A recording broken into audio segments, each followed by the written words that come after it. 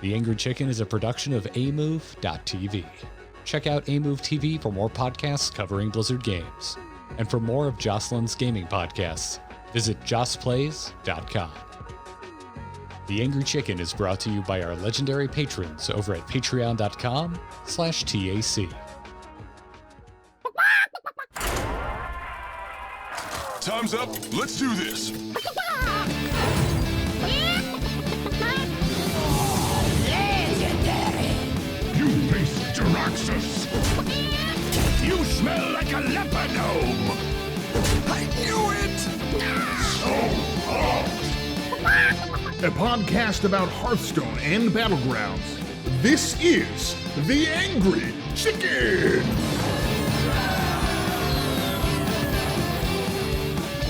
Greetings and welcome, everyone. This is indeed TAC. I'm Garrett, here as always with Jocelyn, and happy Darkmoon Faire release week, because we're not technically doing this on the day it released, but it is still a momentous occasion nonetheless. Yeah, I mean, it was a kind of crazy, one may even say mad launch yesterday. The decks and stuff I was seeing on the ladder, just it's craziness out there, Garrett. It's wild. It's wild in standard. I can't even imagine what it's like on the other side. Madness. Indeed. Yeah. I have done nothing but play standard Hearthstone for like the last 24 hours, which is something I haven't been able to say for months. So I actually spent like hours in BGs yesterday because I had to wait until I could stream in order to actually open all my packs and stuff. So I was sitting there on like my lunch hour from work yesterday going, I just want to play standard. I was like, well, I guess I play Battlegrounds. Duels has new cards now. You could have rocked a little Duels. I'm unfortunately, Joss, doing too well with a pre Darkmoon deck. I haven't played much Duels, but I had this straggler mage deck, and it just won't lose. Have you tried out Heroic Duels yet? The one that has the reward system and everything else? Okay, I just hit the level in my reward track where I got the free ticket to Duels, and I was like, oh yeah, that's a thing that maybe I should think about doing eventually. But you're right, there's been so much going on in standard Hearthstone that I just haven't had time for a Duels run. Yeah, there's there's a lot going on everywhere. Like gameplay wise, it's freaking interesting. Like Battlegrounds, I think is the meta's in the best place it's been in a while. Not that it's a high bar to clear. I think we both were not down with the early and even post first patch Elementals meta. But like Duels is still new and interesting. And then obviously the freaking expansion is here. So. Everything that comes with that as far as standard and wild are concerned. But you and I have a hard time getting our schedules to coexist these days. So we haven't been able to do our traditional get on a call together, open packs, and me swear at you while you get 3 times as many legendaries as I do. So well, and I will say this is something I noticed because I did stream yesterday. I streamed my pack openings, and as much as I love the achievement system, the early toasts, man, just absolutely kill my excitement about my packs, because I'm sitting there and I'm like, oh, I wonder if this will be the pack I get a legendary. It's like I don't even have to do the hover thing anymore because it's just like, ding, legendary collector. I'm like, well, guess there's a legendary in here. And it's like, I don't know. It totally killed my enthusiasm. I've seen that complaint around too, and I don't get it. I'm like, huh? Like I get, okay, legendary one, like what? It happens once when you get your first one from the set, right? Well, and that's the thing, because that's what I thought first, because we've had this complaint and heard this complaint and seen this complaint on social media and stuff about Battlegrounds before this week, because people were like, oh, the achievement system is spoiling the results of my Battlegrounds combat, because it would say like you would basically know if you won or lost and got kicked out of the game based on what the toast at the bottom said, the little notification thing. And now it's happening for like packs and collections and that kind of stuff. And those are going to be unique for like per expansion, because it's very specifically like Darkmoon Legendary Collector. So I was thinking the same thing. I'm like, okay, well, yeah, the first time it happens, but once you've got the achievements, then they go away, then they won't spoil anything anymore. Except that with the card pack opening specifically, that's going to basically reset every new expansion. So I really hope that they get a fix in place, just in time for all of the achievements to be done. But I hope they get a fix in place ahead of time so that it doesn't kind of give you spoilers. Didn't bother me in the least. I could not give less of a care.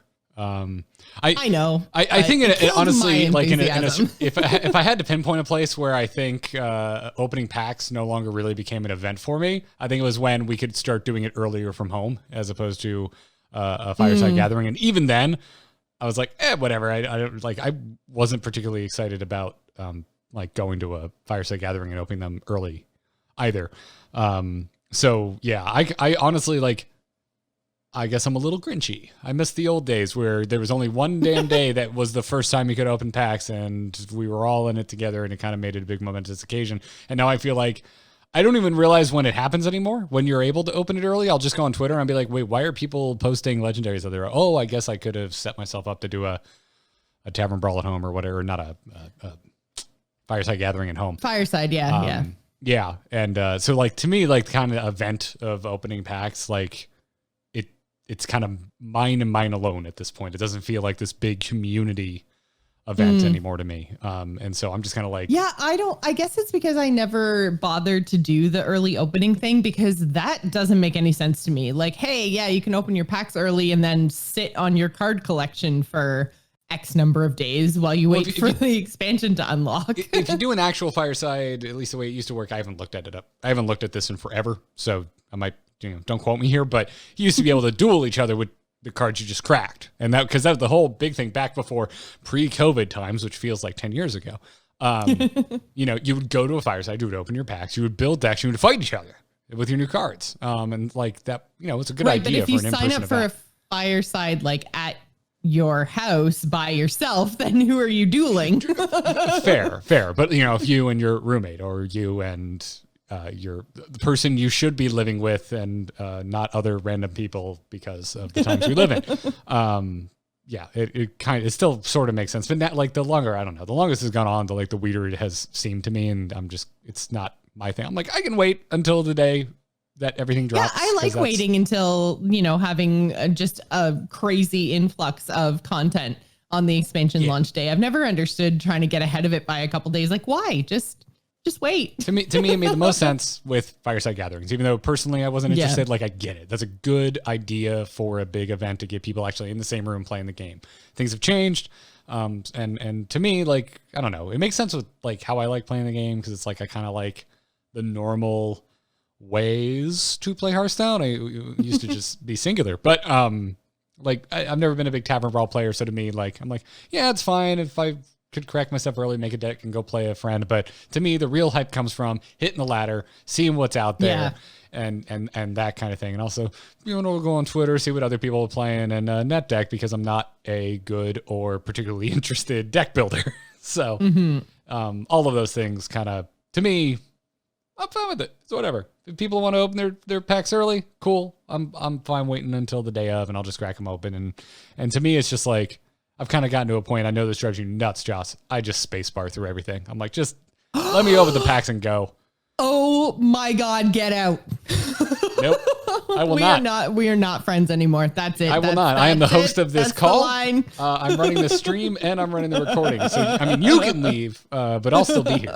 I'll still be here using the space bar, and you'll have to live knowing that. Oh, God, it hurts my heart.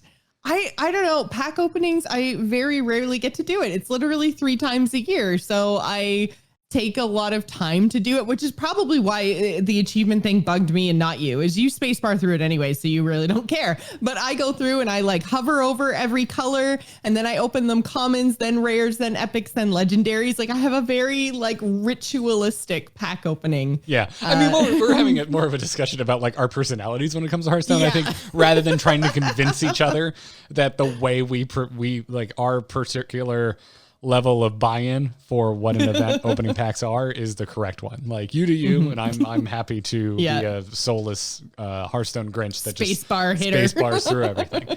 I do like Twitchy Barrow's point in the chat room that they think that Fireside Gatherings should be allowed for the friends list to join. I think I would be much more into that and into the idea of opening early and challenging people if I could just play against anyone on my Blizzard friend list, because then it's like a fireside, a virtual fireside with all my friends. Like I'd be down for that. I would too. And you know, I bet it's on the team's mind given how this year has progressed. Yeah, I understand like not wanting to do it back when we could actually go to the outside, but now that the outside is forbidden. I mean, usually for firesides, it's good to be outside to go back to an inside, but to a new inside Still, with people you have or may not have met before. Yeah, exactly. So I think that maybe, or I would like to hope that they are giving more consideration to things like this, because I would be totally down to do that. I mean, a lot of the firesides, the in-person firesides were always a huge long drive for me anyways. So I never really attended any. It would be kind of nice to just, have a virtual one, because a lot of my friends are online too, right? Yeah. Yeah. Another person in Twitch chat wrote their own script to automatically open card packs and tab through them. Oh my God. So Bert Macklin in the chat, you figured it out. You did it. I would like your script as long as it's not against the EULA. I'm not sure if it is. I mean, it might be gray area against the EULA, but I doubt they would really care. Like, how dare you spacebar automatically through your cards? Right. Yeah. Like, I feel like that's what they really need. And I know a lot of people have been asking for is just an open all button, which is essentially what you've scripted, right? I personally would use that feature, and knowing full well how that probably affects you and makes your brain go, why? Yeah. But, well, I mean, yeah. So you hit the button and then you don't see any of the animations. It's just all the cards just like end up in your collection. And I can see the appeal to that. People who just want to get into the deck building portion, but I am so terrible at the deck building portion, as anyone who watched my stream last night will know. I was trying so hard to make this like Yogg ticket rogue thing work, and I was like, I just want to have fun, and then I was getting destroyed on ladder by everyone and everything, except for one poor druid. that poor druid. So I mean, this was all leading up to the fine people at home. I'm sure the only reason they downloaded this is they want to know how many packs you and I opened and how many legendaries we got. And so how many packs did you open, Joce? So I did 145 regular packs and then 5 of the like the 5 goldens that come with the pre-order. Yeah. I did. So 150 packs total. Okay. I did 128 regular packs, and then I forgot that I opened golden packs because they were so mediocre. My golden packs, all 5 of them were 4 commons and a rare. And I was Same. Yep. So, you roughly 145 regular packs. How many legendaries did you pull? So I pulled 7 legendaries, but my final 35 packs, I didn't get any legendary in. So like if I go and spend 500 gold on packs, then I'm guaranteed to get another one. So that would be... You and I both, I think, got the closest to the pity timer we've ever gotten. Yeah, I mean, I might hit it. I don't know. Like I say, I opened 35 and haven't cracked a legendary, so I have 5 more packs now. Yeah, so the pity... And actually, that happened to me twice because I opened my first legendary, obviously my first 10 packs. Then my next legendary was about 25 packs in. And then I had another big, long stretch of like, it felt like about 30 packs, maybe more, where I didn't open anything. And then I got 2 back to back. So it was like, I had 2 stretches in my 150 packs where I was over 30 if not more, in terms of opening packs. So it ends up being like on average, 1 in about 19, taking into account the next 5 that I still have to buy and open to hit that 155 mark. That'll be 8 in 155, which is just below average. But man, those 2 stretches that I had of no legendaries that were 30 plus packs felt so bad. I agree. So I got a legendary in my second pack, and we know that you're guaranteed 1 within your first 10 of a new expansion. Mm-hmm. And then I opened 37 more packs before I got my next legendary. So I was 3 away from actually hitting the pity timer. And I've never actually even tracked this before because I don't think I've ever been this close. I don't think I've ever been within 10 packs of the pity timer. And if I have, I don't ever remember like hitting the pity timer or coming anywhere close either. Yeah. So you and I actually, so you beat me, but just barely. I think you and I both had some we were really pretty mediocre luck this expansion. That's not great. It's still, like I say, it's still average. We both had average pack openings. Oh, I didn't say what I got, by the way. I got 6 legendaries out of my 128, which is roughly 1 in 21-ish. Mm-hmm. Which is still, like, again, I think their average, what they're aiming for is 1 in 20, right? So, we're both bang on. And I think we both also in our free legendaries got golden versions of Ticketus, which you really like in the new Warlock deck. So I'm going to completely own up to it so no one digs it up and rakes me over the coals later. I tweeted out yesterday because Ticketus was my first, like, when I logged in the game, it's like, here's your legendaries for your pre-orders, and Ticketus comes up as the golden. And I wasn't thrilled about Ticketus, and so I tweeted out, I was just like, haven't started opening packs yet, but not off to a great start. And then I retweeted my own tweet this morning and said, boy, this didn't age well, because Ticketus has just absolutely run away with, at least over on Nature's Replay, the most played and one of the highest win rate decks in the last 24 hours. There's a new Control Warlock that we're going to talk about that I am absolutely smitten with. It is my jam. Just absolutely my jam. I look forward to talking about it, actually, because we'll get to it in a little while, but it reminds me a lot of like the Rin decks, which at the time I really enjoyed. Now I've only played 1 match with the new version because I've been trying to play like a little bit of everything, and I did really stupid things and lost in a mirror match, and I was like, So but I'm glad that you're enjoying it, because I'm also glad that my free legendaries go in decks that work. Yes. Yeah. I also, the other one I got that I was really excited about was Eyesore, the legendary totem. I got that one too. I got Eyesore, Deck of Lunacy. So like we had a lot of like the same legendaries, except for instead of Cthulhu for my old god, I got Yogg. We had a very long stretch of pack opening time where I was just praising the crap out of Yogg because I got some really good things right in a row that ended in my double legendary opening with my second legendary being Yogg. And I was just like, of course, we praise him. That's all we praise. That's just so on brand. So, I mean, you are the Yogg apologist. The Yoggologist? No, that doesn't work. Doesn't matter. But yeah. Is it too early to say hashtag Garrett was right about Eyesore, by the way? Is it too late or too early?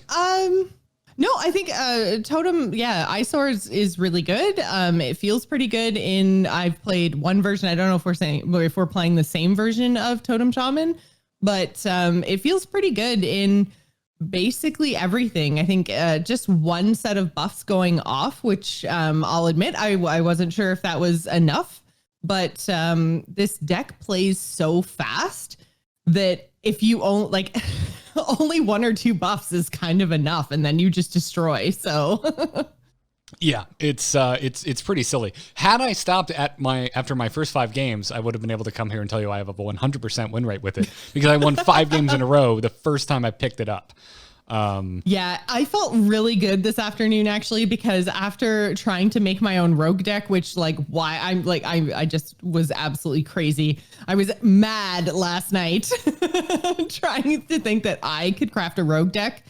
mistakes were made. Anyways, I went 1-7 last night with, with my attempt at a rogue deck. So to actually get some time with Totem Shaman and get some wins today, I unlocked my card back for the month. And I was like, because I didn't play very much heading into this. I was playing Battlegrounds after they fixed it.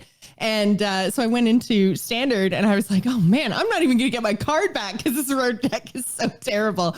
But I got it with the Totem Shaman and then I felt better about my life. So I think I also got 4 or 5 in a row with it. We're basically in it. So for the video audience, I'm going to start showing deck lists now, and let's just start talking about the new decks that are kind of making waves here in the first 2 days of Darkmoon. Starting with that Control Warlock that I mentioned, because this is like the most played. Everything with a grain of salt. Stats are low, but this one is most games played. And also just very new. Like there's a lot of new stuff going on here with Warlock, which shouldn't be a huge surprise. Warlock, maybe not the most popular class for the last expansion. But it is, I mean, it's basically Control Lock at the end of the day, but it's kind of, to me, it feels a little greatest hitsy because there's definitely hand lock flavor to this. And it's also just kind of a demon Warlock list, which I don't think we've used that term since GVG. Well, it reminds me a whole lot of like the Skull of Minari Rin Control Warlock from like that era of Hearthstone, because except like it almost works. It works better, I would say, than that version because you destroy big chunks of your opponent's deck kind of in phases that happen in the mid to late game, and then you force your opponent into fatigue versus like the Rin decks, where you had to like spend all that mana and play all those little demons and stuff, which then when you would play the Gul'dan hero, they would all come back, and that was great. So you got this like value later on, as well as destroying your opponent's deck. But most of the time you were destroying somewhere in the realm of like 3 to 6 cards. Whereas with this deck, with Ticketus, because he gets corrupted, you get a version back of him with Yasharaj. So he gets corrupted. You can play the corrupted version. It dies. You get it back again. You play it again. You've destroyed 10 cards from your opponent's deck. So I think it's a little bit more impactful. And I really, really enjoy it, but it reminds me a whole lot of that like Frozen Throne, Rin, Warlock era. Yeah. Which is a good thing. Yeah. And like the deck can also just get there without doing any of the mill shenanigans with Ticketus. Probably more than half of my games, Ticketus was like my last 3 cards. And I was like, God, yeah. But you just make which can minions. happen. Yeah. You like Void Drinker. It's not hard to get soul fragments into your deck, so it's going to be a chonky boy. You're also running freaking Valdris, so you're increasing your hand size. You're drawing a ton of cards, and this is running Abyssal Summoner, so you're making giant demons with taunt because of your hand size, and that's where that hand lock piece comes in. Strongman, a new neutral that just came in with Darkmoon, if you don't remember, is the 6/6 taunter that costs 7 mana, but if you corrupt it, it's only 0. And this runs Twisting Nether. And so it is such a huge swing turn. Like such a to go twisting into double these. Yep. Yep. Hell, even one of them. Like even one, in the mirror match, at least a few I've run into, I've just been putting one down because I'm like, I know you too have Twisting Nether, you bastard. So I'm just going to put one out and see what happens. Which I'm not sure is right or not. Take everything today with a grain of salt. As someone who dumped her whole hand and went, deal with this, and had the opponent go Twisting Nether, and then, I felt real bad. I would say, going all in, not necessarily the right play. So Yeah. I was like, what are the chances they have both Twisting Nethers? There's like 14 cards still in their deck. Turns out they definitely had Twisting Nether. Yeah. And Ophidian in the chat room saying I think Ticketus is overhyped, and I was inclined to agree with you, but at least my early experience with it is because of the fact that this deck can very consistently make games go long. I do think Ticketus is impactful. Anecdotally, on top of that, in my own experience, I have seen a ton of like basically spell mage, but running the new Cthulhu. Okay. And I've seen a lot of people running the new Cthulhu, just like generally across a lot of different classes. The pieces are impactful spells. The pieces of Cthulhu that you put into your deck, they're all pretty good. I mean, I guess one of them is a body, but is it a spell that drops them in, or I don't remember. I haven't played with the card myself. They're all spells. They're all 5-mana spells. Okay, so even the one that drops the 6/6 is a spell that summons a 6/6. Yes. Okay, Yes. cool. So it still works with that. That makes sense why I've been seeing it in like mage only or spell only mage. However, Ticketus absolutely reigns on that parade, because if you lose one piece of Cthulhu, sorry, no Cthulhu for you. Which is real good. But I'm trying to meter that anecdotal experience by just with just my, like, which is still anecdotal experience, but I think a much wider reaching than just, hey, you want to screw over Cthulhu mages? Play Ticketus. This deck goes the distance. It's got a decent amount of healing. It's got a ton of card draw in a class whose hero power is just draw cards. The games are gonna go pretty long, and so the mirror match aside, you're probably going to actually impact the outcome of the game because of the cards you burn with Ticketus, even though I am historically very against card burn, because it's like, whatever, unless you go down to 0 cards, unless it doesn't you do your matter. whole deck. Yeah, or you happen to go against a combo deck and you actually burn their combo pieces. I'm not a huge mill fan, but you're going to pretty consistently mill your opponent out here. So I like it. This is the closest I've ever come to actually legitimately loving a mill deck, but it's just this big time control components, and it's like there's just so much card draw, and you know how much I love drawing cards. Like, I'm just having a good time with a deck that makes games go really long, which is something I typically don't like doing. And I have to say, I think the new progression system is playing a little bit of a role in my being down with my games going longer, because I'm like, whatever, I'm having a good time and I have a pretty good chance of winning the game. So I'm gonna, earlier today I had one of my quests was just use your hero power. So I was like, whatever, if my games take forever, at least I'm using a ton of hero powers. I'm progressing that quest.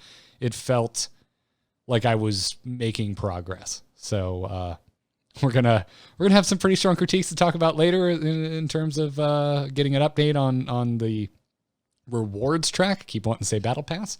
But I want to go a little hat tip here at the beginning, because I do think it's impacting my enjoyment right now at launch of Darkmoon Faire, because I'm not typically the type of player that wants to play long games of Hearthstone. So hat tip there. I don't have a ton to say about the new Totem Shaman list, other than I am also in love with it, and just want to tease, because like, you've been right like 7 times for cards I've poo-pooed on, and I think this is the first instance I can remember of me being like, no, I think this is really good, and you're being like, I think it's okay.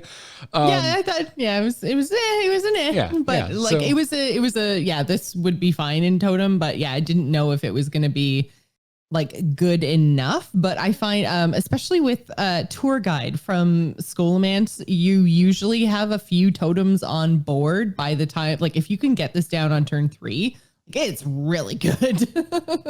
It's super solid. I have not had particularly good outcomes with just playing it on curve, unless it's on curve with the coin and lightning bloom.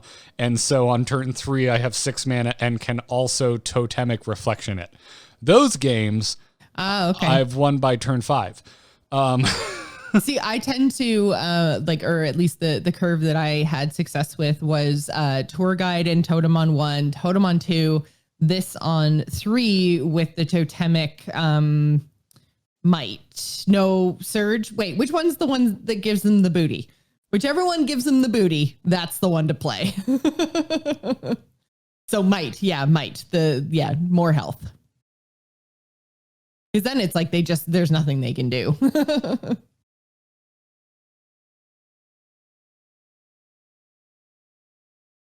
Garrett, you're muted. My apologies. I was like, I can see his mouth moving, but I don't know what he's saying. Hey, I'm just so excited about this. I mean, you also have like all the stuff that was working for Totem Shaman before Eyesore hit the scene. Like, you can just get a big totem board early, Eyesore not necessary, and just roll over. And you just need to recognize that you have the pieces. Because if this deck can get on board early, there are very few classes that can do a damn thing about it. Including the new Warlock. A lot of their higher, their better board clears are much further down the mana line.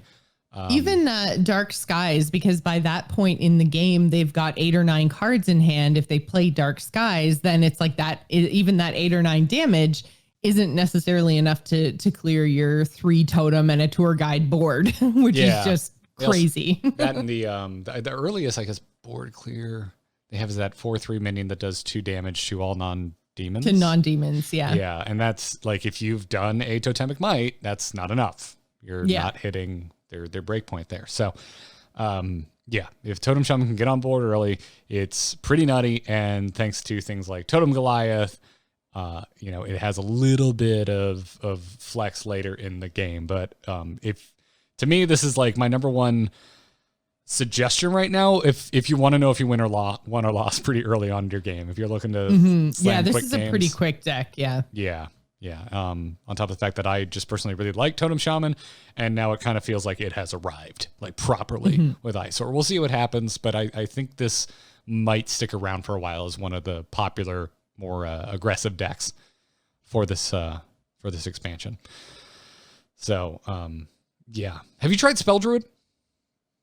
No, I have not tried Spell Druid yet. Although I did see a couple people playing Spell Druid against me. I did too, and I'm really interested in it. I guess we're also referring to it as Clown Druid, but also you can see how many damn cards I didn't crack because I'm amlogged in my. I feel like that's probably the Carnival Clown is probably the most surprising card for me in this set that I didn't really see being a big deal, but I've seen so many people play this thing against me now, and it's such a pain, especially, oh my God, in Druid, when they can get a survival of the fittest or 2 out on this guy, like it's just a whole board of like 8/8s, and you're like, but why? Oh yeah, God help you if they get both their survival of the fittest. Yeah. And they haven't played their freaking clowns yet. Like just silly. Or actually, I guess it wouldn't matter because it's also Battlefield. But this was a sleeper for me too. This completely. I remember like looking at it and being like, what a clown. And then moving right along, and then completely. Well, yeah, we didn't really talk. We didn't talk too much about the neutral cards in general. So this one really flew under my radar, and on top of him being he's on a tightrope, so it would have been above your radar.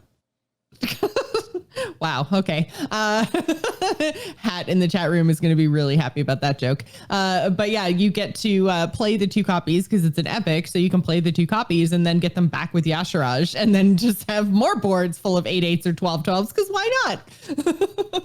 Just Druid things. Yeah. But I mean, like I had a rogue, I think, play it against me. I had a mage play it against me. I had the druid play it against me. And even as and I think actually the other warlock had Carnival Clowns in his deck too in the mirror match that I played. And even just as a board full of 4/4s, they're just so annoying. Oh yes, it really gums up the work, slows things down. Yeah. If you're not also a board wiping control deck, like what are you gonna do? And even if you're a warlock, you better have one of your 2 twisting nethers.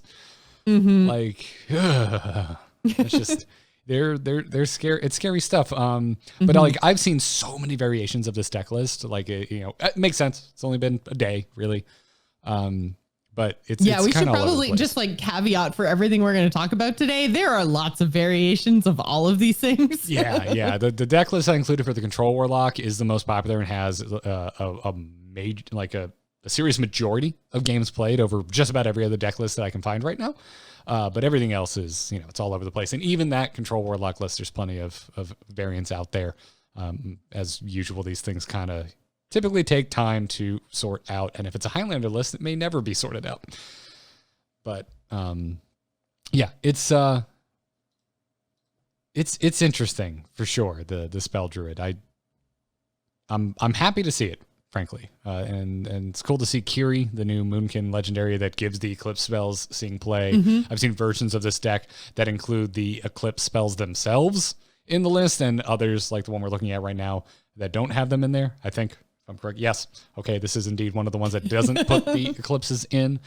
But does use Guess the Weight, which I'm excited about. It's just flavor wise, like that's such a fun card.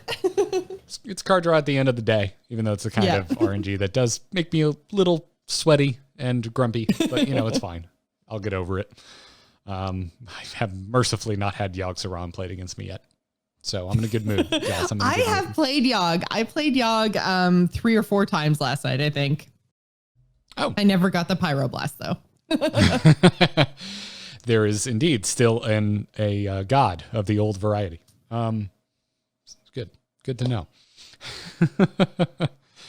Tell me about what you're referring to as Enhancement Shaman. This is news to me. I haven't seen this one.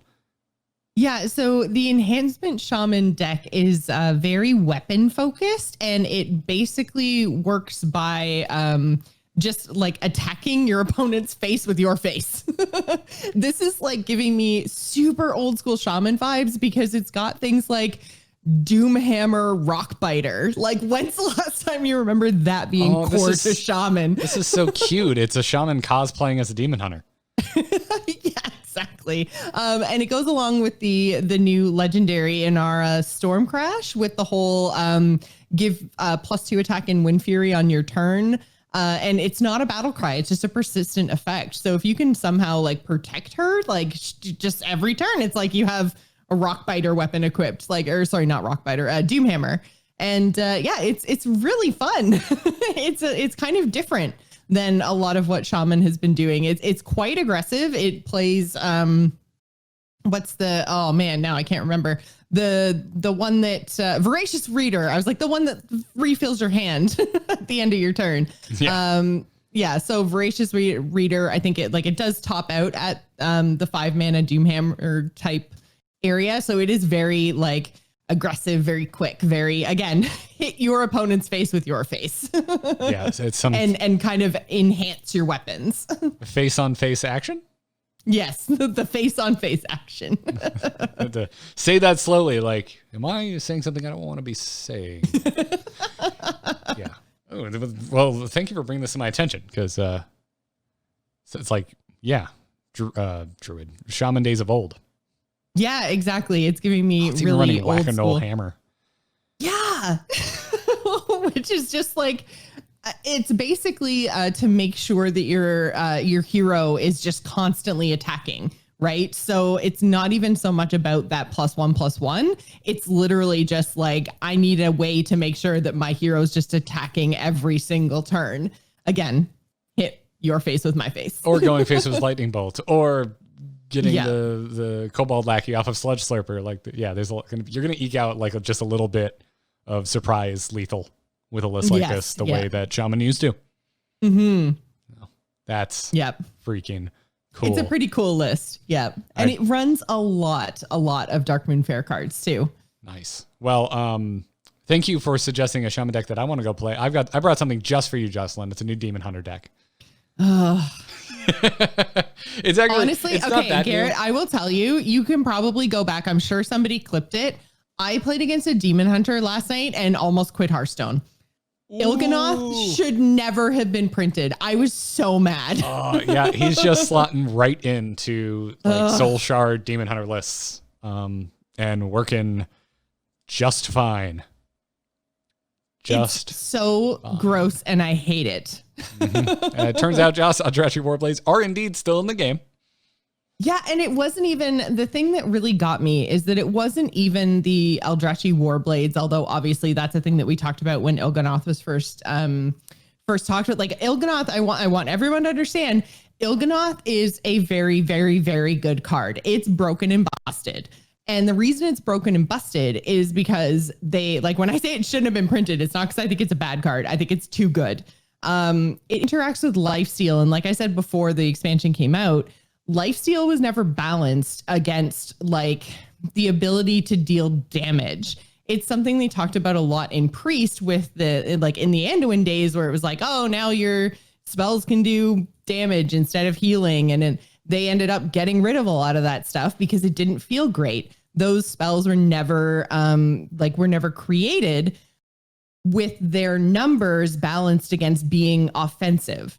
And that's basically how Lifesteal works. So I got like 48 damage in one turn dealt to me based on them playing Il'gynoth and then the 1-mana spell alongside a bunch of those artificers that increase spell damage. So it was the 1-mana deal 1 damage to a minion and its neighbors. I can't remember what the name of the Demon Hunter spell is.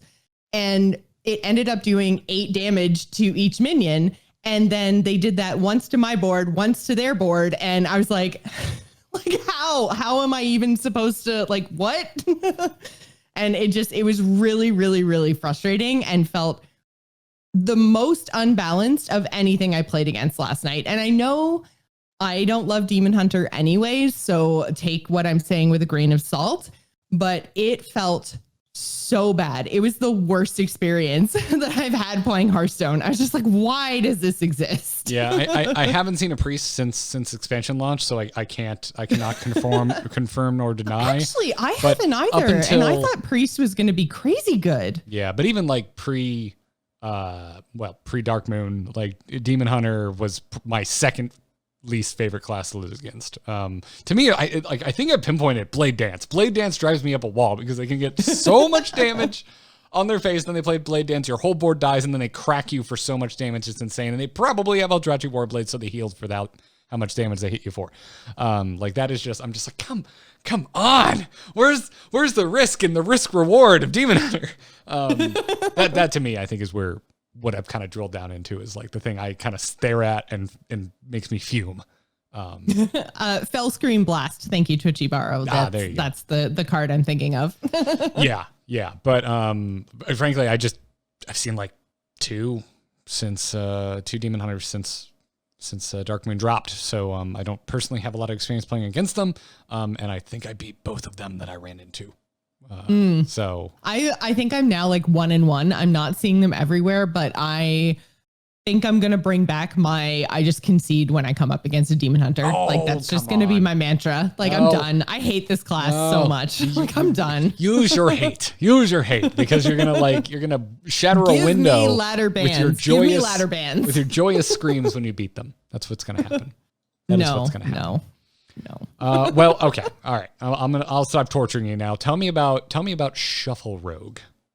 Okay, so this is something I'm actually super excited about. This is what I was trying to build last night and totally failing. But I think the issue that I was running into is that I was I had this, I was calling it Wonka Rogue because I cracked open 2 golden ticket masters, which meant all of the tickets going into my deck were golden. So I was like, we have to call this Wonka Rogue, right? For the golden tickets, right? I mean, if you were in Willy Wonka, you would actually be the only person to get 2 golden tickets instead of 1. So this tracks. All right. I'm following along. Continue.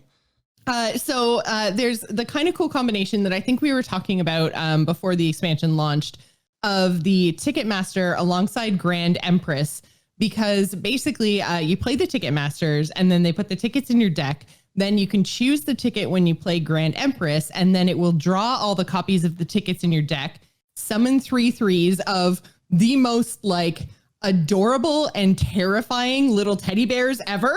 Like it's a really excellent card art. Little Five Nights at Freddy's going on.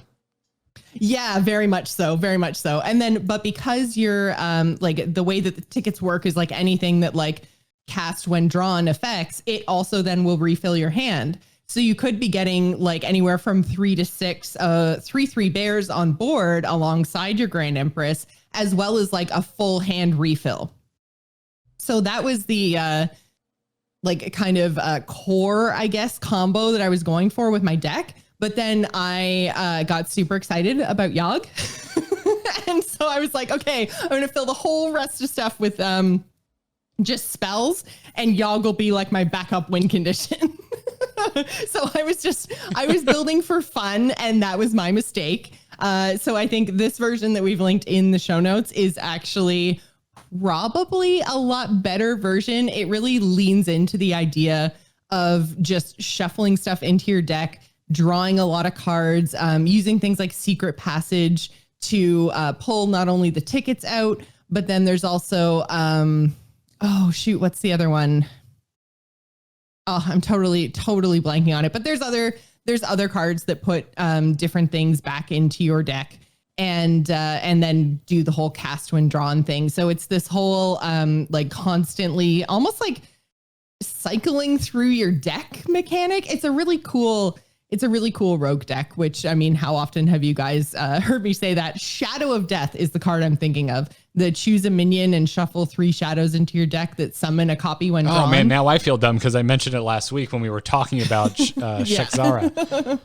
But yeah, this you're selling me on another one. Yeah, like, I mean, even my like really crappy version like was still pretty fun to play. I was getting blown out by a lot of other like really, really powerful decks, and my deck was like had a good idea, but just, you know, I went down the Yogg road and I never should have. And the other one that it actually makes use of is the Portal Keeper, which is the 5/2 demon that shuffles the 3 portals into your deck and then gives you a 2/2 demon with rush when you draw them. So you have kind of like 3 things that are putting these cards into your deck that just randomly summon you minions when drawn. So it's a really good kind of engine for this deck. And then it also works with a lot like Stowaway. Alongside that is if there's cards in your deck that didn't start there, draw 2 of them. So that's got the same idea. It's like kind of like a mini Empress. Same idea. When you draw them, they summon you minions and you get like 2 cards drawn on the back of that. Altogether, it's a really fun kind of style of play. And then I feel like there was one other thing. Yep, I can't remember now.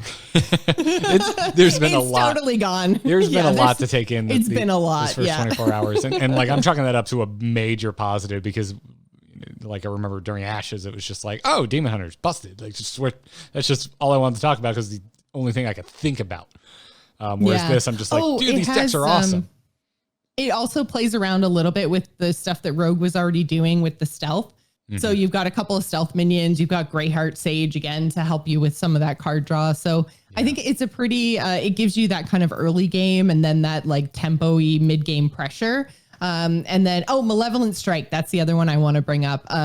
It's the one that's basically an assassinate that gets cheaper based on having cards in your deck that didn't start there. So with all how the many different times have you ways gotten of this for free? Like literally every single game, all of the time. Like you never pay for this card. And it also really works well with Cthulhu as well, because Cthulhu shuffles those pieces of Cthulhu into your deck at the beginning. So that makes this just a 1-mana spell if all you're playing is Malevolent Strike alongside Cthulhu. Like, this seems like the kind of deck I would not want to play without some sort of tracking software, because I could just see myself playing Stowaway on a turn I want a Malevolent Strike and going, oh crap, now I don't have the mana. Yeah, you definitely have to watch your order of doing things when you're playing with Malevolent Strike, but it's a really, really good card. Yeah, assassinate with a discount based on putting cards in your deck that didn't start there, and a deck that does nothing but put cards in your deck that didn't start there seems exactly. Yeah. Yeah, that seems good. You know what also seems to be working, at least when I've run into it on ladder, is Menagerie Warrior. Not the highest win rate at the moment, but again, pretty low damn games played. But I haven't seen this one at all. So I ran into this a couple times. How does this happen? I ran into this a couple times today. It works kind of exactly like we were expecting it to when we were discussing Ringmaster Watley last week. And if for a refresher, that's the new Legendary and Warrior, the 5-mana 3/5 that Battlecry, draw mech, draw dragon, draw a pirate all at once on that one Battlecry. No conditions whatsoever. You just get these cards drawn. So it's targeted draw, and then it's running those new mechs, dragons, and pirates that Warrior got. But also, like, it's got some basic pirates in there. It's like running a one of South Sea Captain, because I completely forgot it's Warrior. They still have Ankar. So you need more than one pirate because you're going to draw more than one pirate. And it seems cool. Like, I want to play this deck. This is one I haven't had a chance to get around to, but I did run up against it a few times. And also, does it have no old gods though? It has no old gods. Sorry. Oh, sad face. It's called Madness at the Darkmoon Faire, not Old Gods 2 Electric Eyeball Goo. Alu. Eyeball goo. Okay. Gross. Yeah. So gross. There you have it. Okay. But yeah, it's running Watley. It's running Ringmaster's Baton. Both cards I did not get, and so it's a 2 of Epic and a 1 of Legendary, and I am out of dust already. So not salty at all.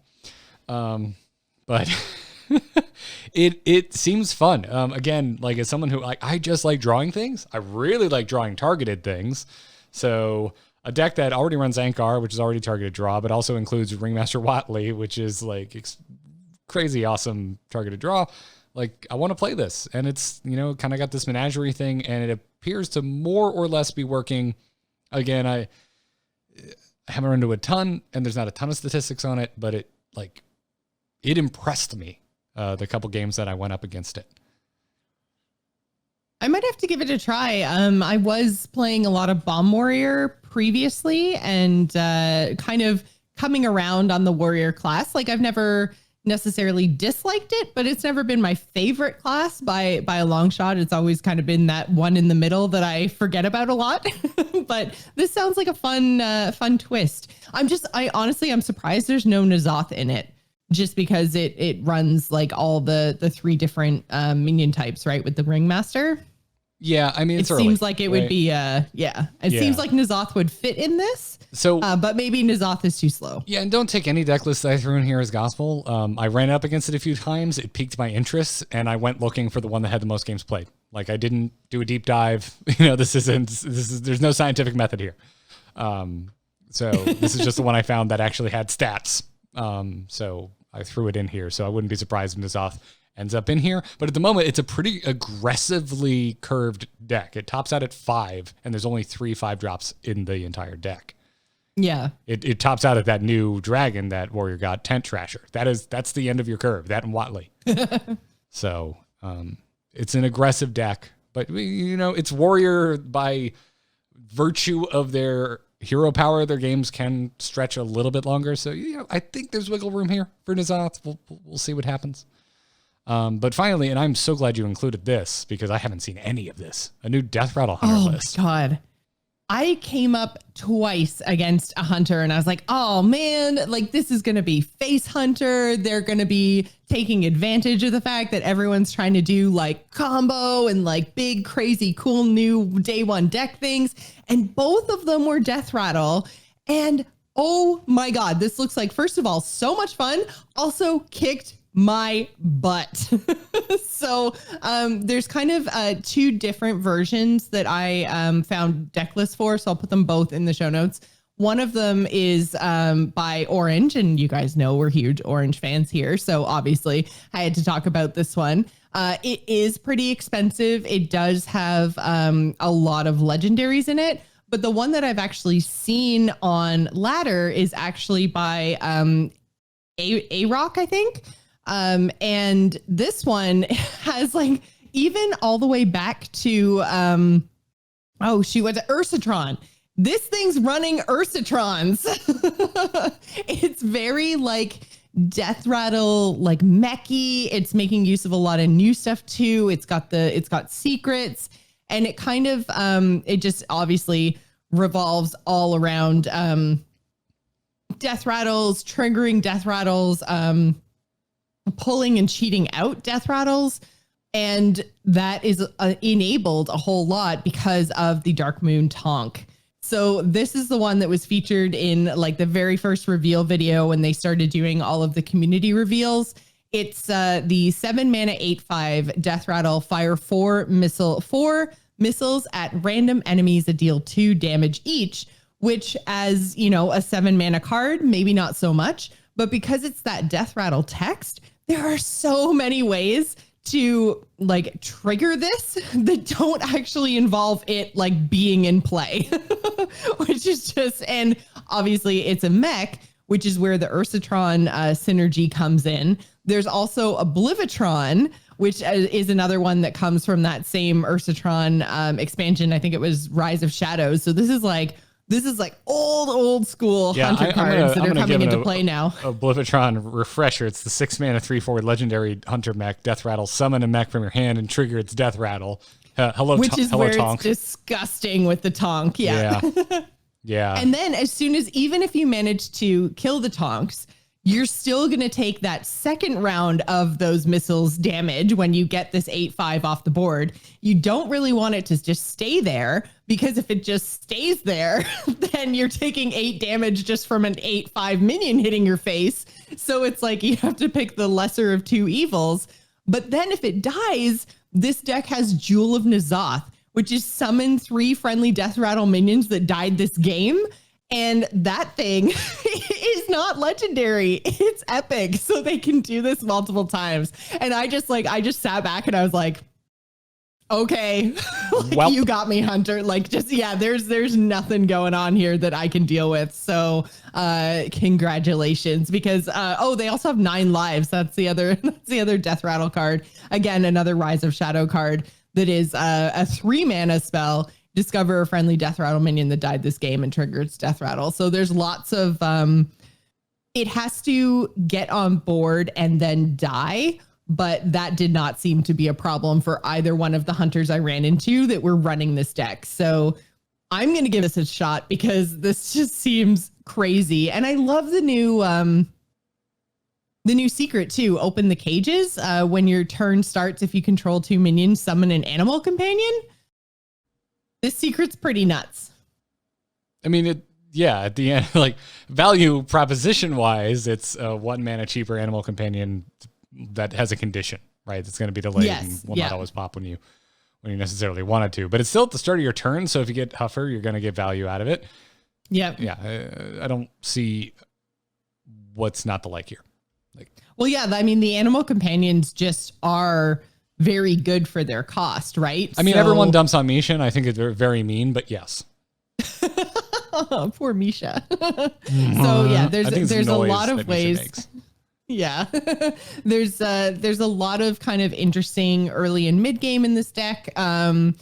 It also runs Ace Hunter Kreen, although I think maybe that's kind of a flex spot. I think that there's some things you can do that are your other characters being outside the box here, like with the Death Rattle deck. I mean, I don't know. Like you said, like if Tonk's still on board though, you're still like taking 8 to the face.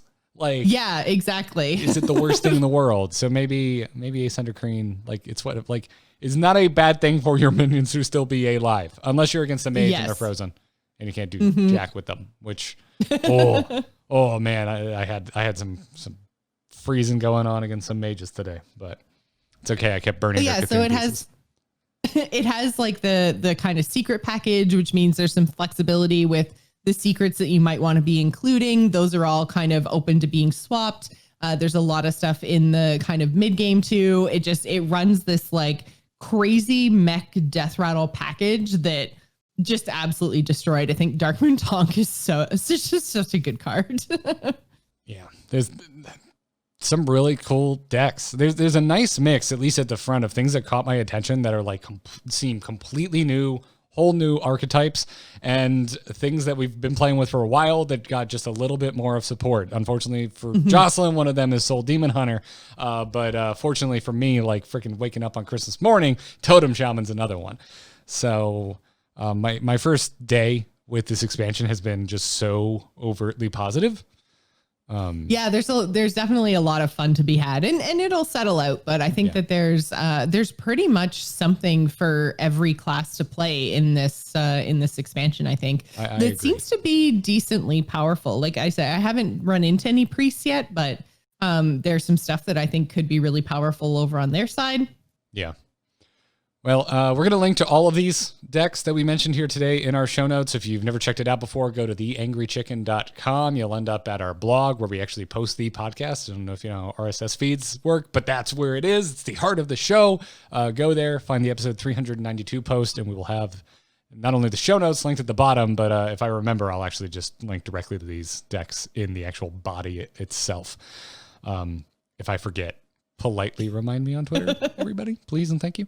But anyways, that's all great. We're going to also, don't worry, we're not going to wrap the show up, even though we're already an hour in, without talking about the rewards track changes. But first, I want to thank those of you who are supporting us over at patreon.com/TAC.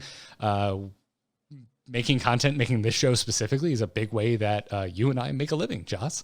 And it's because of the support of folks that decide to opt in to our Patreon. It's an opt-in subscription. You can give whatever works for you, that we're able to put as much time into the show as we do. So thank you. And go check it out, patreon.com/TAC. You'll get some perks like access to our patron-only Discord and an ad-free version of the show. And so to everyone over there, thank you so much for supporting us. Really appreciate it. Helps a ton.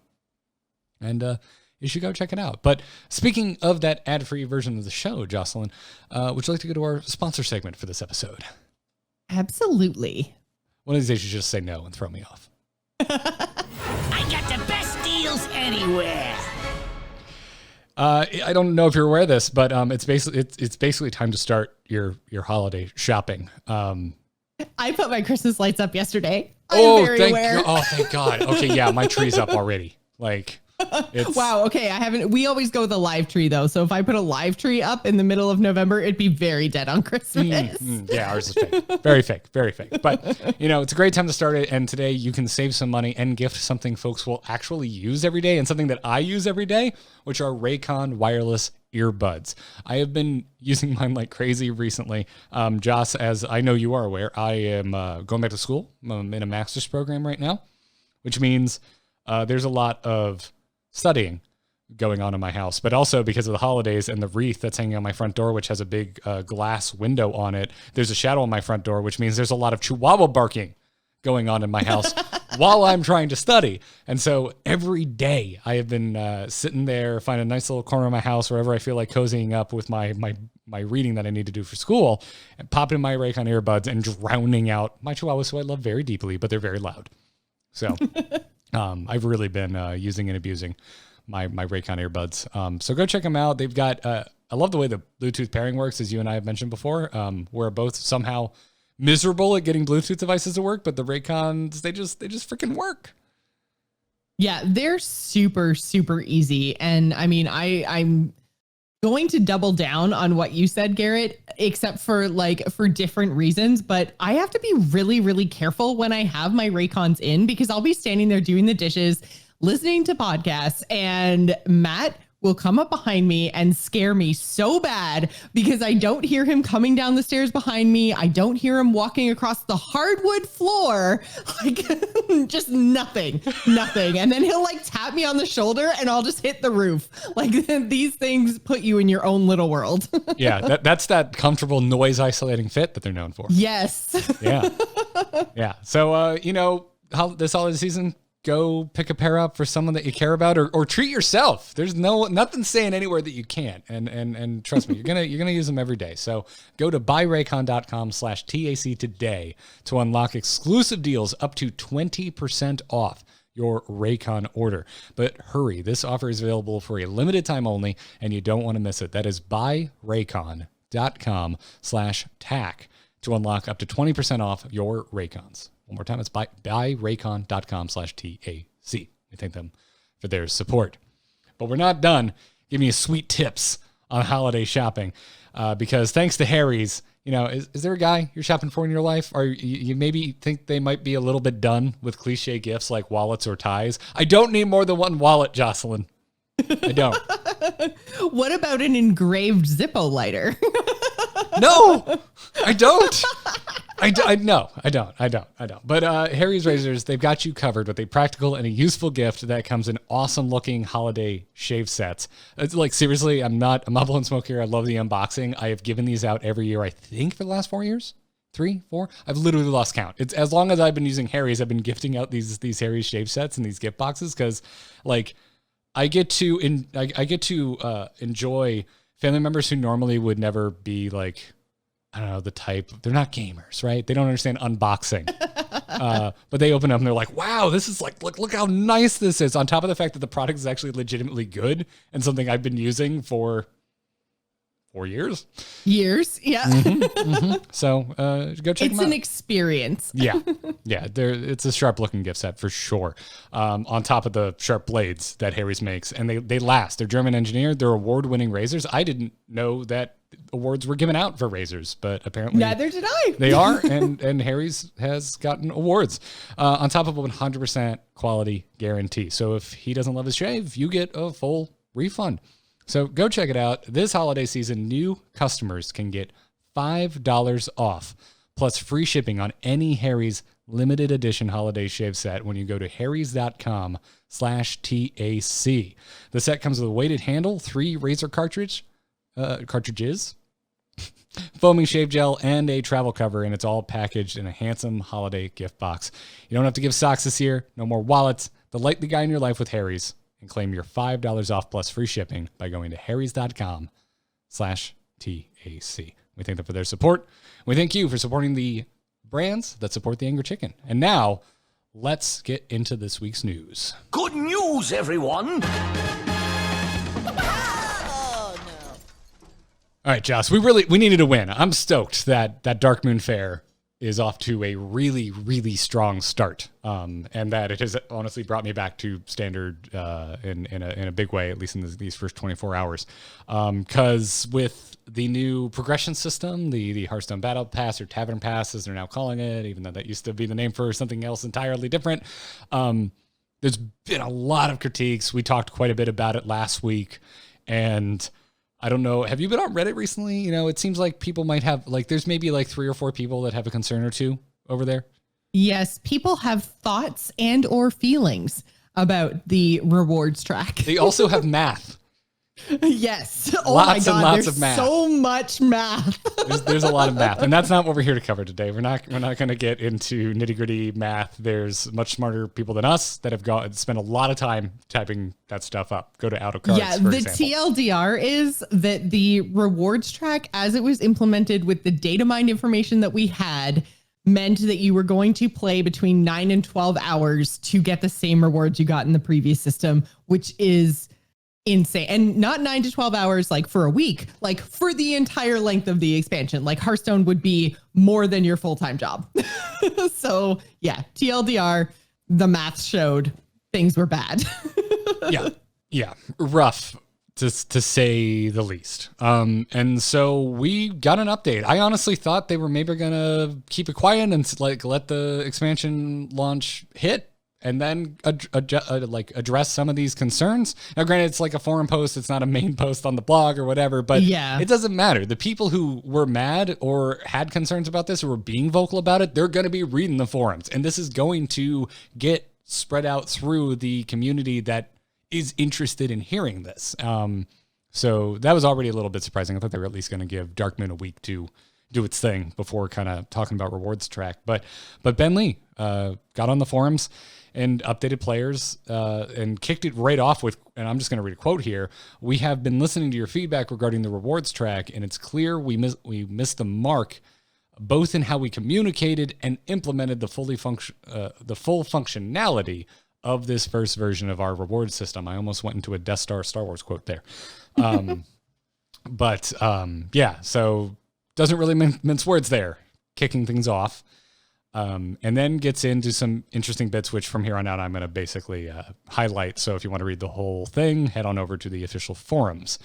But Ben Lee starts off by mentioning previously unknown factors that were going to be coming, and sounds like they are indeed still coming, that were going to impact how quickly we accrued XP, because he said that they were always planning to give out bonus XP through each seasonal event. And we tend to have more than one during an expansion.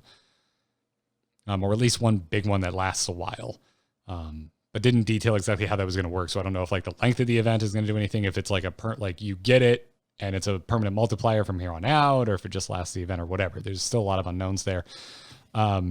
Yeah, it was one of those things where they were just like, hey, don't worry, there's going to be bonus events that we haven't even, it sounds like, because they say any additional bonus events as needed, that they're not even, they haven't even figured it out 100% yet. Yeah, which I don't necessarily mind. I would have liked a little more specifics here, but like, I don't know. I've seen a lot of people. It's funny when they say like, we didn't communicate well, we didn't give you the full functionality, and then in their communication, they're like, I don't know, there's some bonus stuff. It's coming later. Trust us. Yeah. I get it. I'm super skeptical as well, and I'm less than thrilled with how this was rolled out.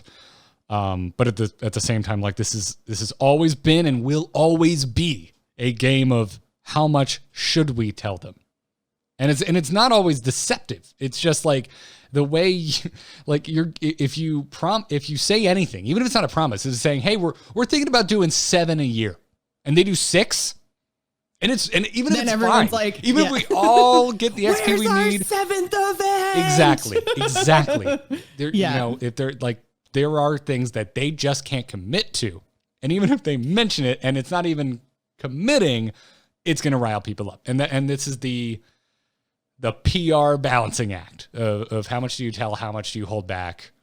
Right. But I think that in this case, they definitely leaned way too far into the holding back realm, because I think there's a difference between potentially overcommitting and just sharing a plan or just sharing information, because they always should have known that the XP values for the levels were going to be data mined. So if that information can be data mined, it's up to Blizzard to give us context for that. Otherwise, we're going to go 9,000 XP for a level. That's ridiculous. Like, and especially since when you're leveling up in, say, World of Warcraft, every single thing that you do, like at the beginning, you get like 1 XP for a quest and it takes you 10 XP for a level. Awesome. And then as you level up, when you're level 20, it might be, you know, like, oh, now it takes 100 XP, but I'm also getting 10 XP for my quests now. So there's that like scaling rewards for doing your tasks. The quests in World of Warcraft don't stay at 1 XP the whole entire way to 50, because that would be insane. So because our quest rewards, as far as we know, which again comes down to transparency and communication from Blizzard, as far as we know, our quest values are not going to change. We're still going to be getting our 800 XP for our daily quests, which, you know, seems amazing right now because that might get us 2 or 3 levels, but won't even be a drop at the bucket by the time we get to level 45. And that's a big problem because, again, we've had no transparency from Blizzard and no communication around what the later parts of the Battle Pass are going to look like outside of this data mining, which, again, isn't even from Blizzard. So I think it's up to them to give us some context, which they absolutely failed at in this case. Yeah, I agree. I still want to do a bit of a hat tip, a bit of advocating. If for nothing else, I was thinking about this. I've been reading so many things about the rewards track. Garrett also has thoughts and or feelings. I do also have thoughts and or feelings. And like, again, overall, I'm not stoked. Let's just put it that way. But in reading so much stuff about the rewards track and whatnot, I've been kind of thinking about all of the new things that have been being added to the game. And it's also kind of made me take stock of things I've wished for in the past. And this is kind of it. Like there was a point, and I think it was last year, maybe it was 2 years ago, I don't know. But I remember on this show essentially yelling, just try stuff. For the love of God, Team 5, just try things. Stop playing it so safe. I'm sure that's not my exact quote, and no one's ever going to find it because close, I think. We're about to hit 400 episodes. No one's ever going to go find it, and if you do, I'm impressed. But I have definitely said something to that effect, at least on one show, if not tens of episodes. And that's what they're doing. I am kind of getting what I asked for. And I'm certain I have said, listen, just like, let it fly. Let's see how it goes. And we'll figure it out later. Because Hearthstone was getting really stale. It felt like it was really playing it safe. And things weren't changing enough. And this is a big change. I don't think that you can say that for about the past 12 to 13 months of Hearthstone. Yeah. I think that it's pretty safe to say that they have not been playing it safe throughout this past year, and they've been making a lot of changes, and I can absolutely respect that. I know they've been taking a lot of feedback into account. They've been making a lot of changes, and they've really been pushing the game to the next level in ways that they absolutely should to stay relevant. So I'm on board with that. But I think that, you know, there's still a certain base level of communication that needs to happen with all of these new things, because really they're all new. We don't know how they work. And so when we don't know how they work, we're going to try to figure it out. And then that can lead to, you know, people making assumptions that maybe aren't necessarily true, or like we're just looking at the base facts as we have them, which of course we don't know about random bonus events that are going to be happening later on. Like, how would we know that unless it's communicated? So I think the communication was a failure on their part. And I think it's so like we're all just so raw right now when it comes to the cost of Hearthstone, because the cost of Hearthstone is increasing just because we're getting the 35 card mini expansions that are coming. So now we've got our normal expansions. We've already upped it to 3 a year instead of like the expansion adventure cycle. And now we're adding another 35 cards that are going to come out of packs. So that's more money again. Now we're adding, you know, new modes that are rightfully monetized, but monetized, which means if I want to play Battlegrounds, I have to pay for my Battlegrounds perks. And then if I want to play, if I want to gain XP, which I should also mention, they like stealth changed the Tavern Pass XP. It was a 10% bonus. It still says 10% on the like the store page. It says a 10% experience boost. But when you go in game, my game shows 15. So they just like stealth gave us a bonus 5%. I think it ups somewhere along the rewards track if you have the Tavern Pass. I can't remember when.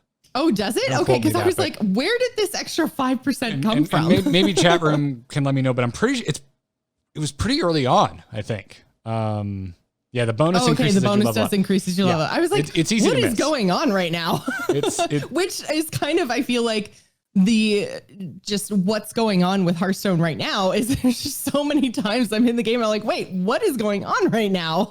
Yeah. Increasing. So, okay, that makes sense then. Increasing the XP reward is part of the pass. Right. Again, but part of the pass, not part of the free track. So yes, although the cost is just there.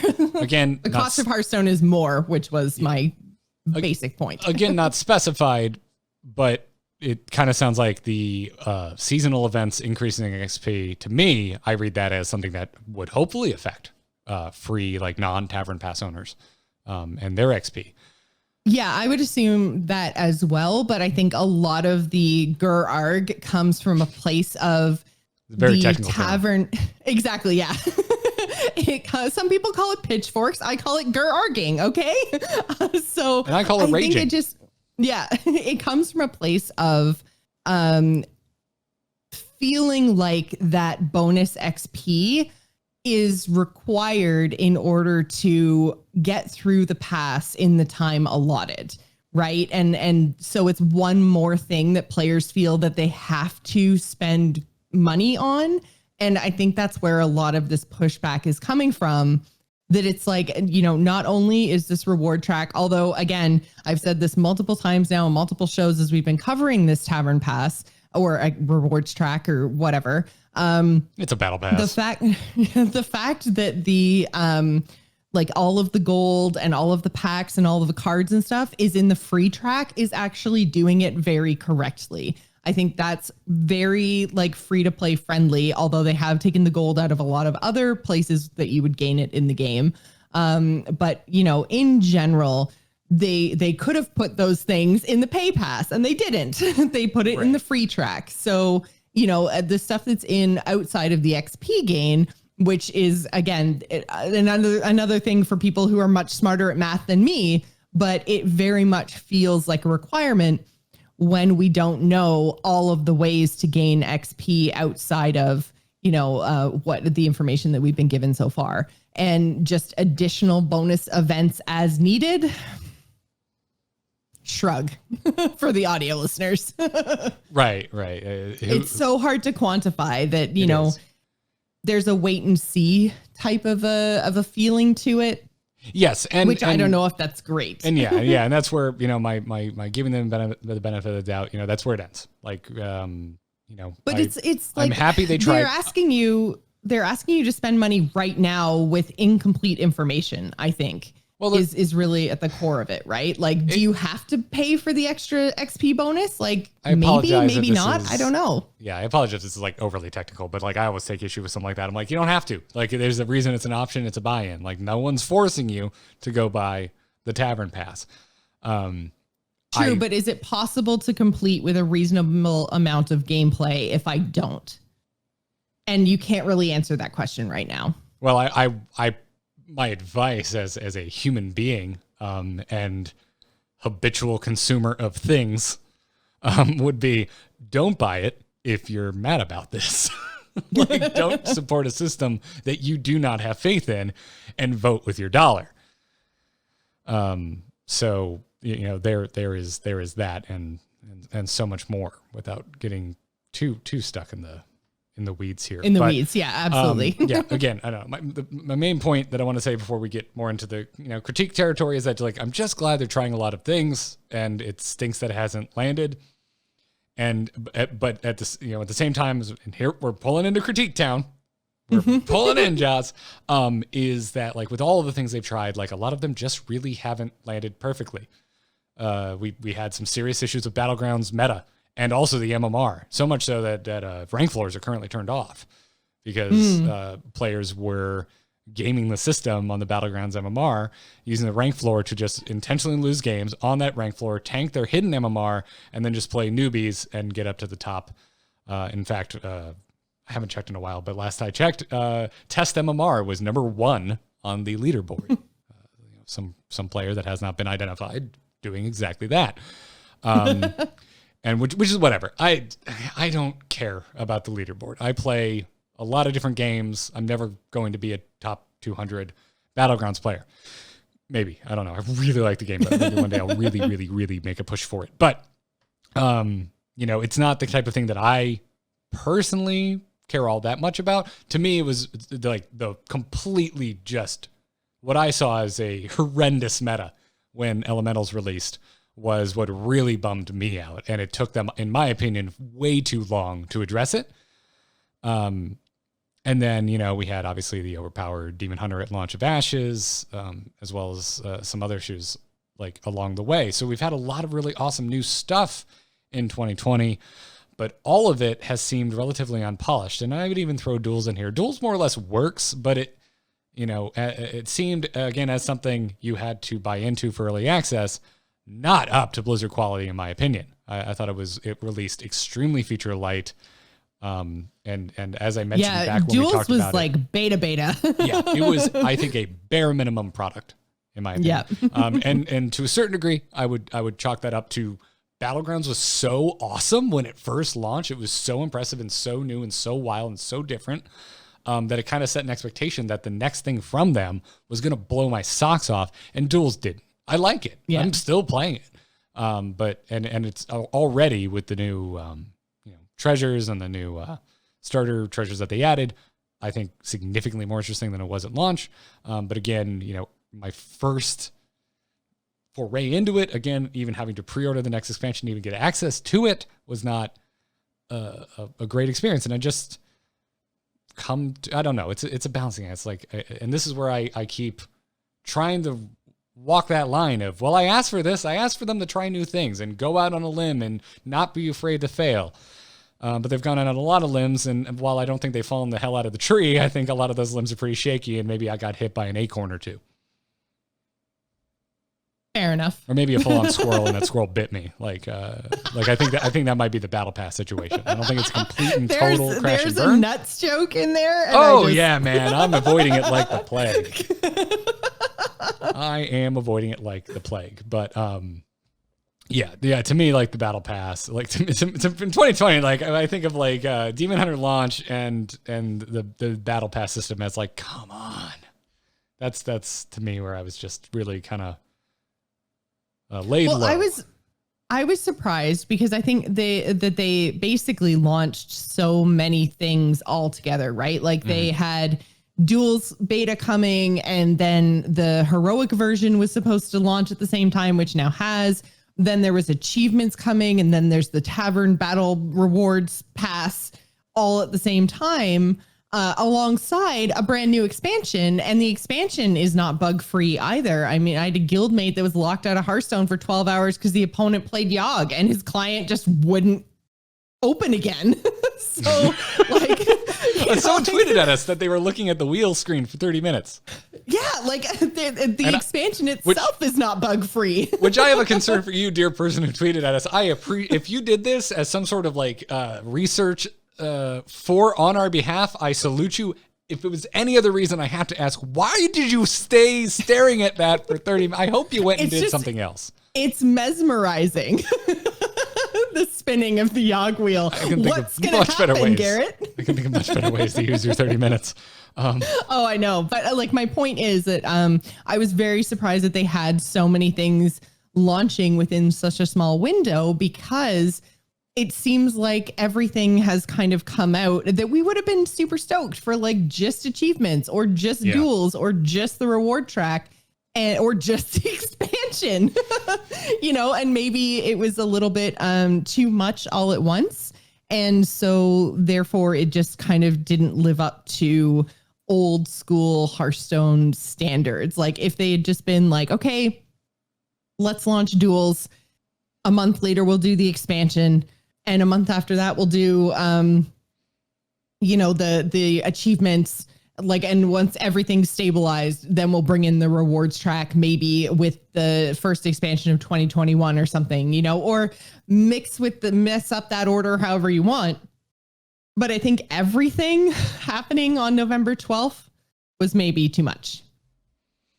Maybe, I don't know, but I don't know. It's revisionist history. Like we know the outcome. We're here. We'll never know what Pocket Galaxy possibly cast by Luna, where they waited for some of this. Well, we don't know. And I mean, really, like, I don't know. If you ask me, like, hypothetically, would you rather have it now or wait 3 months for it to bake more? I'd be like, just give it to me now. Let's see how it is. Let's just go with it. Roll the dice. Let's do it, baby. I would probably answer that 10 times out of 10. So, yeah, I don't know. It's just that this is the reality of the community-driven gaming as a service world that we live in and that Hearthstone inhabits. So you're going to get everyone's opinion and hot take and concern. And really, at the end of the day, like, if nothing else, I think the thing I'm most like annoyed and irritated by when it comes to the entire Battle Pass system, it's that we're even having to talk. I do not want to talk about math and I do not want to nickel and dime this. Yeah, who wants to math? Yeah, I don't want to like look really close to see, am I getting more? Am I getting less? I don't want it to be this close. I know that I'm a person who's definitely getting more because I am playing the game how I want to play, which is probably about 60-40 split between Battlegrounds and Constructed. And I'm now being rewarded for time in Battlegrounds, though anecdotal streamer results that I've seen seem to indicate that the 400 XP earned an hour is not accurate. But that aside, could be bugs, could be, again, anecdotal stuff. Even if it was, that is a drop, an absolute drop. 400 an hour? Like, yeah. I think I just passed level 20 on the Battle Pass. Like, that's nothing. Yeah. So, yeah, and they were saying like in an entire stream, they earned 600 XP without completing quests, like just playing the game.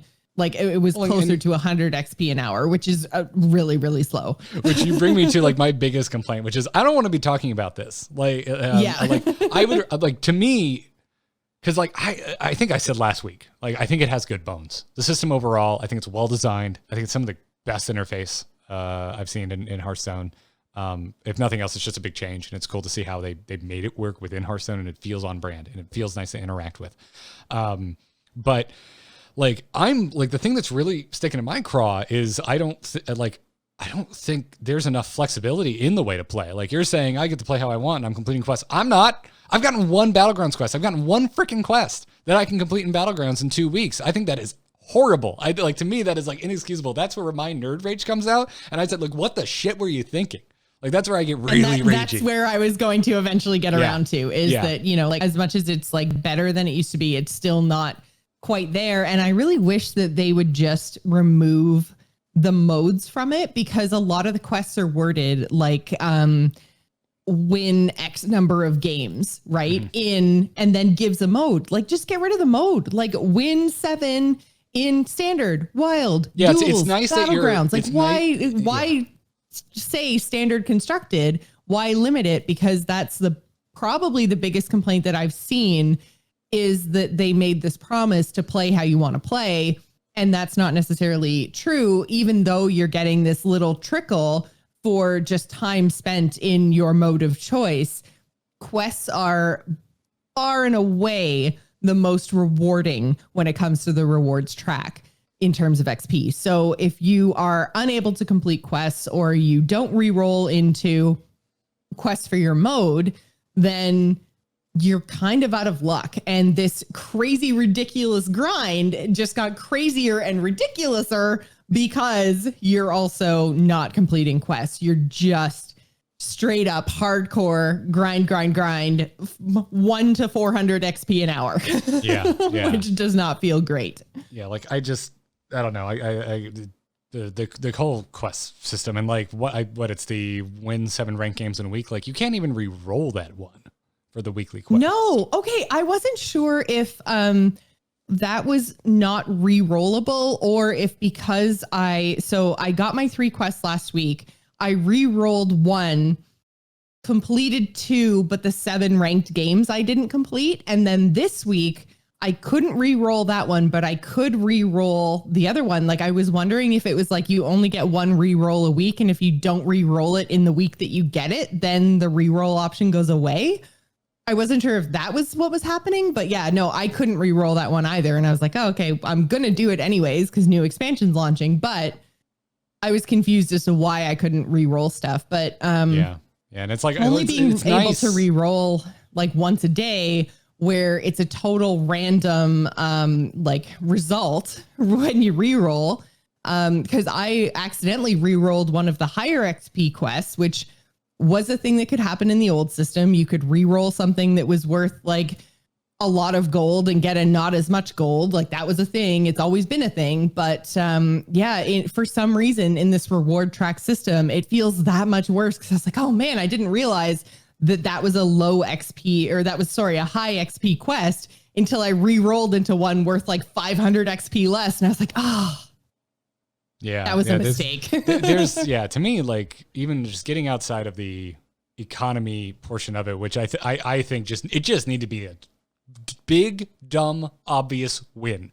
It just needs to be super obvious. And I said this back when we previewed the system. It's like, this needs to come out and like beyond the shadow of a doubt, you just need to be able to look at this and go, wow, I'm getting so much more crap than I got before because Runeterra is out there eating your lunch and Magic is out there eating your lunch in terms of free to play quality.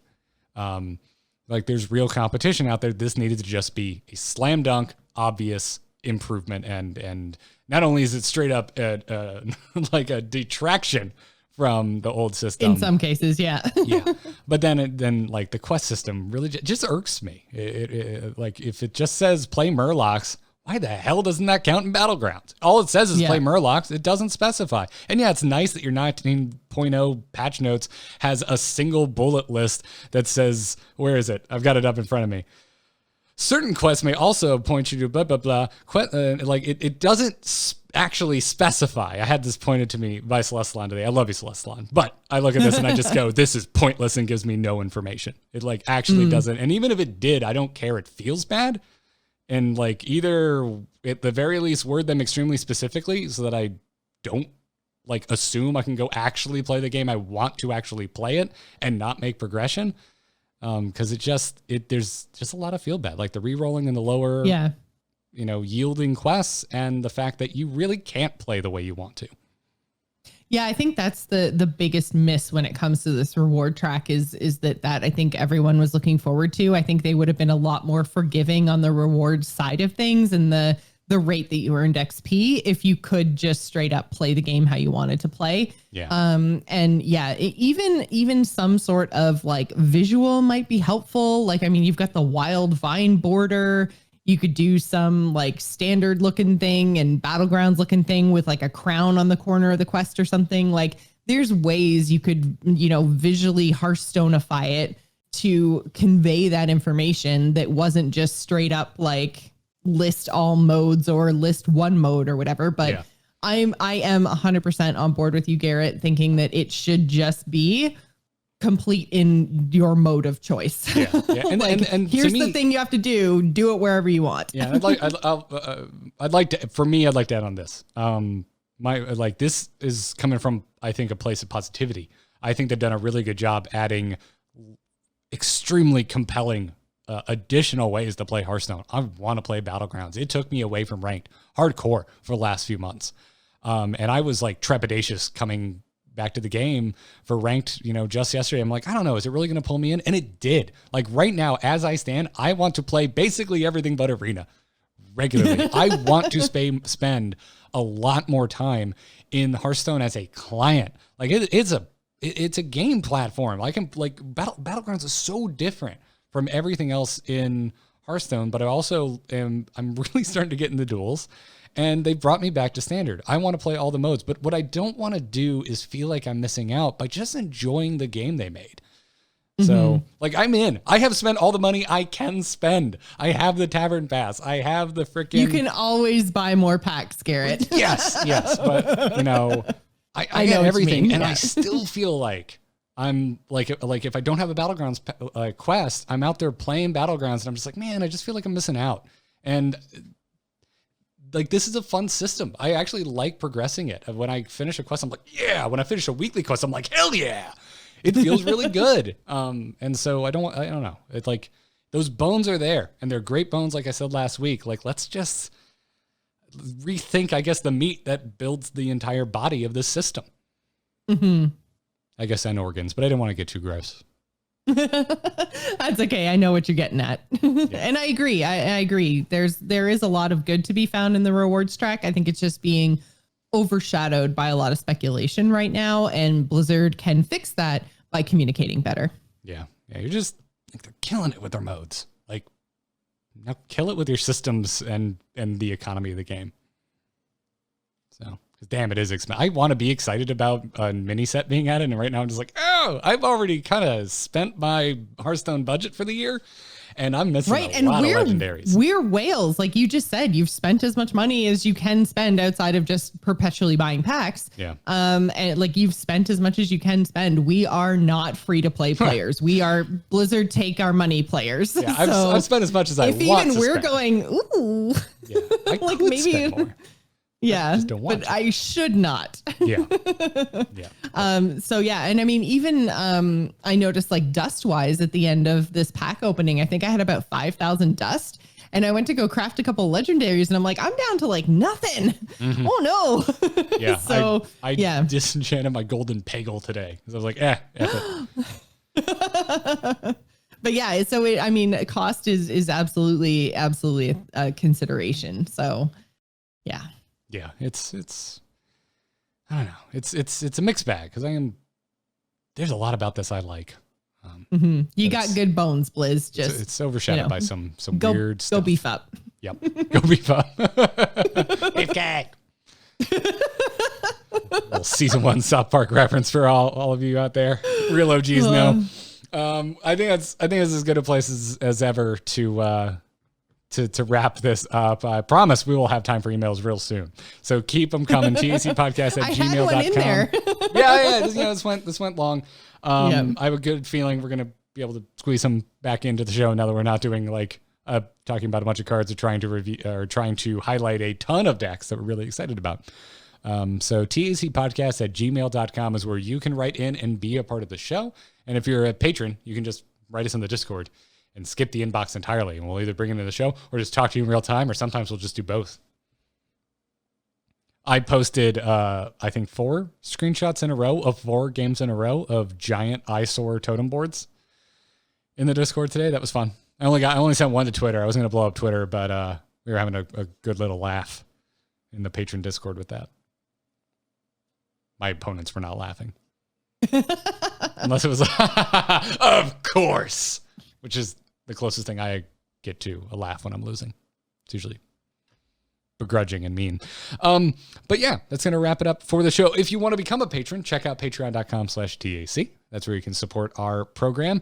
And a huge thanks to our producers, by the way, Declan H, Cheesy Bob, and Lord of the Cup. If you'd like to become an Angry Chicken producer, get thanked on every single episode, check out the Patreon. You can follow us on Twitter @TAC Podcast. TheAngryChicken.com is where you can go and find the entire back catalog of episodes. If you'd rather watch our beautiful shining faces and I would say exceptionally styled hair, you can go to youtube.com/amove2, numerical 2 on that for the full length uncut VODs. But Joss, before we go, where can people find all the other awesome stuff that you're making? You can go to Twitter or Twitch. I'm at Joce Plays. That's JOCE Plays. Also, probably for the whole rest of the entire year, I'm going to be pimping Extra Life. We've done really well this year, but we're not finished streaming yet. So If you want to go to bit.ly/TGI Extra Life 2020, you can donate to anyone on the team. It all goes to the Children's Miracle Network of Hospitals. We are doing streams on both my stream as well as my co-host Ryan's stream. And we're going to be doing those all the way through the end of December. So yeah, go and check it out. Donate if you can. Share the link and share the streams. That helps too. Sick. It is such a good freaking cause. You should definitely do that, everybody. I'm going to be selfish and just say you should follow me on Twitter at Garrett Art, emove.tv for this podcast and every single other one that I produce. Put out a new WoW killer this morning. Freaking Shadowlands next week. There's a lot of stuff happening in Blizzard games right now, Joss. Yeah, there is. Shadowlands, I am ready and not ready for at the same time. I have not paid nearly enough attention to the raid fights, so I am not ready to shot call, and that is coming so fast on the heels of the launch date. I didn't realize you were still shot calling. You should. That's a little important. Yeah, a little bit. Yeah, and we've our raid team has exploded. I think we are going to have more raiders than we have spots on day one. So yeah, it's going to be a very, very crazy busy time, and I'm stoked. Yep. So yeah, good check it. I'm really stoked for Shadowlands. Like, I'm ready to get my WoW on. It's been a while since I really like dug in, and I can't wait to raid. Oh man, I've got like all the level 50s in the world. I have 2 level 50 paladins because why not? Why not? Like, that's how much I've been enjoying leveling since the pre-patch, and I know like everyone's complaining about the pre-patch, but I just get to do dailies out in Ice Crown like it's 2010, so I couldn't be more pleased. So yeah, it's defeating good. all those rare raid bosses and yeah. Which, good by the way, news, everyone. We need to wrap this up because I got to go get my bag. I still don't have the damn thing on any of my tunes. So I think it's spawned. No, oh shoot, I think I missed it. Anyways, whatever the case is. It's going to wrap it up for the show. Thank you, everyone, for tuning in. Let us know what you thought. Always keep in contact. TAC Podcast on Twitter, tacpodcast@gmail.com. If you want to write in, that's going to do it for the show. Until next week, job's done. Job's done.